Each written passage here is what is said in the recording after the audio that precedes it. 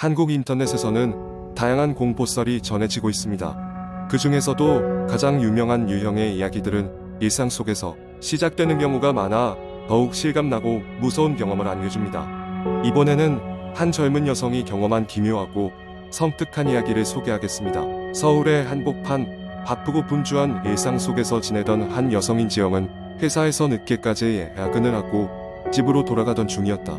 밤길은 늘어나는 가로등, 불빛 아래 어둑하고 조용했다. 그녀는 집까지 걸어가는 길에 늘 지나치던 작은 공원을 지나가고 있었다. 그 공원은 한낮에는 아이들이 뛰노는 평화로운 장소였지만 밤이 되면 왠지 모르게 스산한 느낌을 풍기는 곳이었다. 어느 날 밤, 지영은 그 공원을 지나가던 도중 이상한 것을 느꼈다. 누군가 자기를 쫓아오는 듯한 기분이 든 것이다. 발자국 소리가 그녀의 뒤에서 점점 더 가까워졌다. 그녀는 뒤를 돌아보았지만 아무도 없었다. 약간 소름이 돋았지만 이는 피로 때문이라 생각하며 서둘러 집으로 향했다. 며칠 후 지영은 같은 시간에 같은 길로 집을 향하고 있었다. 그날따라 이상하게도 공원 입구에 다다랐을 때 갑자기 주변이 너무 조용해지는 듯한 느낌이 들었다. 그녀는 발걸음을 재촉했고 그때 뒤에서 낮은 목소리가 그녀를 불렀다. 지영아. 놀란 그녀는 뒤를 돌아봤지만 역시 아무도 없었다. 목소리는 분명히 자신을 부르고 있었다. 혹시나 아는 사람일까 싶어 주위를 둘러보았지만 그곳에는 낯선 고요함만이 있을 뿐이었다. 무언가 그녀를 지켜보고 있다는 느낌에 그녀는 심장이 빠르게 뛰기 시작했다. 예상치 못한 공포감에 휩싸인 지영은 그 후로는 그 길을 피해 다니기로 했다. 그 사건 이후로도 이상한 일들은 계속되었다. 집 창문을 두드리는 소리가 나기도 했고 밖에는 늘 그녀를 바라보는 듯한 그림자가 보이기도 했다. 한 번은 집 전화가 울렸는데 수화기 너머에서는 아무 소리도 들리지 않았다. 그런 일들이 반복되자 지영은 점점 두려움에 사로잡혀갔다. 어느 날 밤 잠에서 깨어난 지영은 갑작스런 불안감에 휩싸였다. 그녀는 방 안이 이상하게도 추운 것을 느꼈다. 몸을 돌려보니 침대 곁에 한 여자가 서 있었다. 창백한 얼굴에 긴 머리를 늘어뜨린 이상한 여자였다. 그녀는 무표정한 얼굴로 지영을 내려다보고 있었다. 지영은 비명을 지르려고 했으나 목소리가 나오지 않았다. 공포에 찔린 그녀는 눈을 질끈 감았고 얼마 후 눈을 떴을 때 그 여자는 사라져 있었다. 지영은 귀신을 본 것이 분명하다고 생각했으나 주변 사람들은 그저 꿈일 뿐이라며 그녀를 위로했다. 하지만 그녀는 목격한 것이 너무나도 생생했기에 그곳에서 벗어나고 싶어졌다. 결국 그녀는 집으로 옮기기로 결심하고 이사를 감행했다. 새로운 집에서의 삶은 평온했다. 그 이상한 그림자와 목소리도 더 이상 그녀를 따라오지 않았다. 시간이 흘러 지영은 그 공포의 순간도 점차 잊어갔다. 하지만 여전히 때때로 거울을 볼 때면 그녀 뒤에 서 있던 그 여자의 모습이 아른거리곤 했다. 그럴 때마다 그녀는 자신의 과거와 지금의 평화로움을 떠올리며 마음을 다잡았다. 이러한 공포 이야기들은 단순한 허구일지라도 우리에게 현실 세계에 숨겨진 공포와 긴장감을 느끼게 해줍니다. 이야기를 듣는 사람들로 하여금 밤길을 걸을 때 무심코 주위를 둘러보게 만들죠. 항상 뒤를 조심하세요. 누군가 당신을 지켜보고 있을지도 모르니까요. 두 번째 이야기. 어느 한적한 시골 마을에 지연이라는 여고생이 살고 있었습니다. 지연은 성격이 활발하고 친구가 많았지만 유독 한 가지 문제를 가지고 있었습니다. 바로 꿈속에서 이상한 일을 겪는 것이었습니다. 꿈에서 깨어나면 항상 이상한 기분을 느꼈지만 그것이 단순한 악몽이라고 생각하며 대수롭지 않게 넘기곤 했습니다. 어느 날 지연은 친구들과 함께 늦은 밤까지 공부를 하다가 집으로 돌아가게 되었습니다. 시골 길은 이제 막 해가 저물어 어두워졌고 가로등은 군데군데 깜빡거리고 있었습니다. 지연은 빨리 집에 가고 싶어 발걸음을 재촉했습니다. 마침내 집 앞에 도착한 그녀는 뭔지 모를 불길한 느낌을 받았습니다. 문을 열고 들어서자 집 안은 바람 한 점 없이 조용했습니다. 가족들은 모두 잠자리에 든 듯 보였습니다. 지연은 찝찝한 기분을 떨쳐내고자 얼른 자신의 방으로 들어갔습니다. 그날 밤도 어김없이 꿈을 꾸었습니다. 꿈속에서 지연은 낯익은 장소에 서 있었습니다. 깜깜한 어둠 속에서 홀로 서 있는 그곳은 바로 그녀의 집 앞 마당이었습니다. 그런데 이상하게도 주위가 너무 조용했습니다. 마치 시간이 멈춘 것 같았습니다. 그 순간 그녀의 시선에 무언가가 들어왔습니다. 집 문 앞에 낯선 여자가 서 있었습니다. 그녀는 창백한 얼굴을 하고 있었고 긴 머리카락이 바람에 날리고 있었습니다. 지연은 그 여자의 존재에 강한 거부감을 느꼈지만 몸을 움직일 수가 없었습니다. 꿈속에서 그 여자는 천천히 지연을 향해 다가오기 시작했습니다. 태어났을 때 지연은 온몸에 식은땀이 나 있었습니다. 아직도 꿈이 생생하여 심장이 빠르게 뛰고 있었습니다. 그녀는 창밖을 내다보았습니다. 그런데 꿈에서 본 그 자리에 정말로 누군가가 서 있는 것처럼 보였습니다. 눈을 비비고 다시 봤을 때는 아무도 없었지만 그녀의 마음은 불안감에 사로잡혔습니다. 다음날 학교에서도 계속 생각나던 꿈을 동생 민수에게 말했습니다. 민수는 그 이야기를 듣더니 뭔가 심각한 표정을 지었습니다. 누나, 사실 어젯밤에 나도 이상한 꿈을 꿔서 어떤 여자가 우리 집을 바라보고 있었어. 민수의 말에 지연은 등골이 오싹해졌습니다. 두 사람은 그날 밤부터 한 방에서 잠을 자기로 했습니다. 둘은 서로를 안심시키려 했지만 두려움은 쉽게 가시지 않았습니다. 잠들기 전 민수가 속삭였습니다. 누나, 그 여자 우리 집에 무슨 원한이라도 있는 걸까?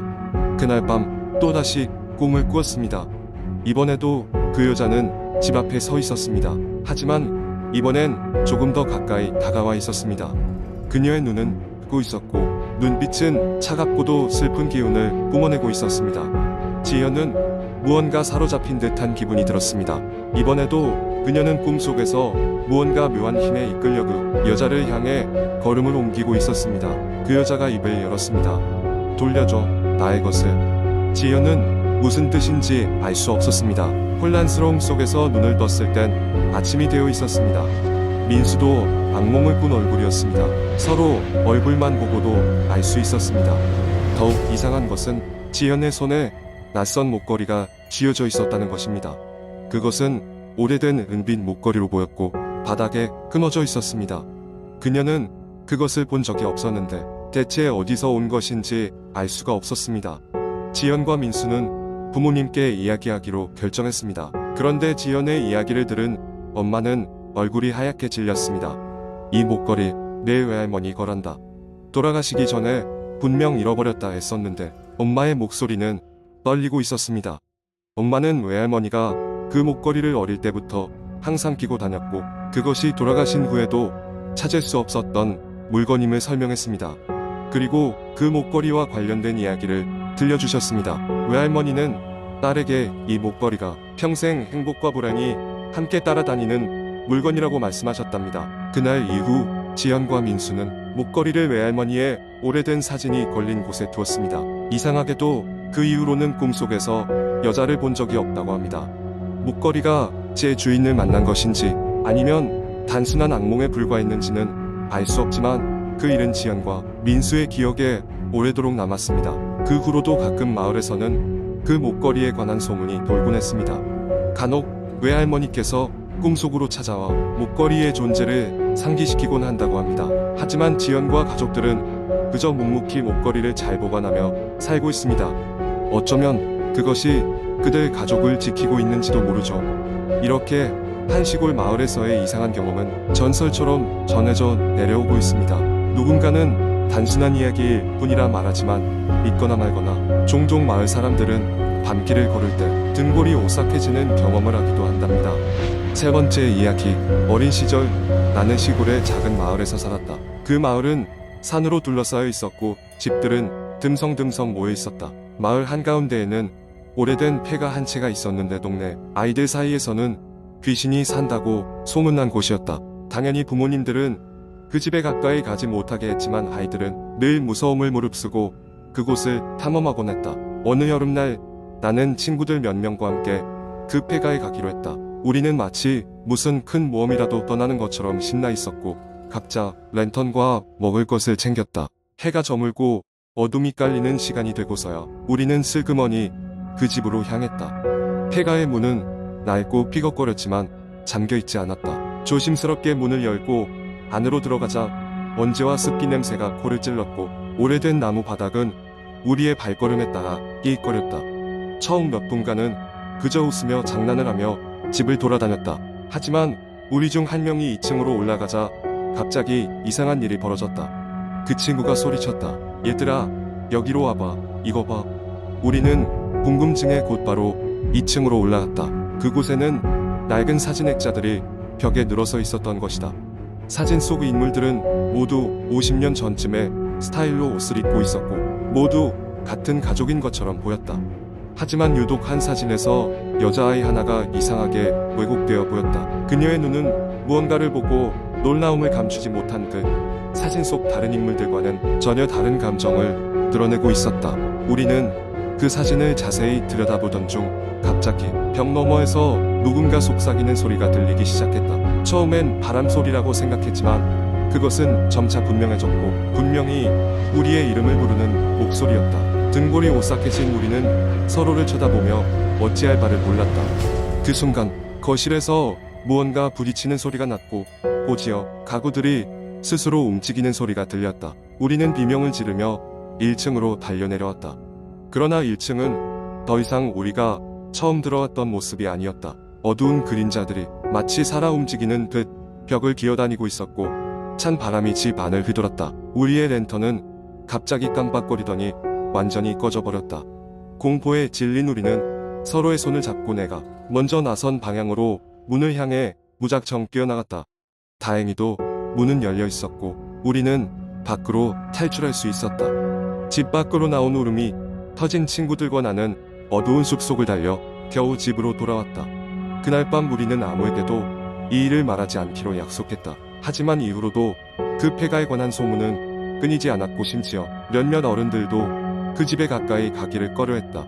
여러 해가 지나 다시 그 마을을 방문하게 되었을 때 나는 호기심에 폐가를 찾아갔지만 그곳엔 이제 빈터만이 남아 있었다고 한다. 하지만 아직도 그곳을 지나가는 사람들은 종종 이상한 기운을 느끼고 귀신의 속삭임을 들었다고 말한다. 이 이야기를 믿을지 말지는 당신의 몫이지만 내 경험으로 볼 때 세상에는 여러분이 이해할 수 없는 일들이 많다는 것을 꼭 기억하기 바란다.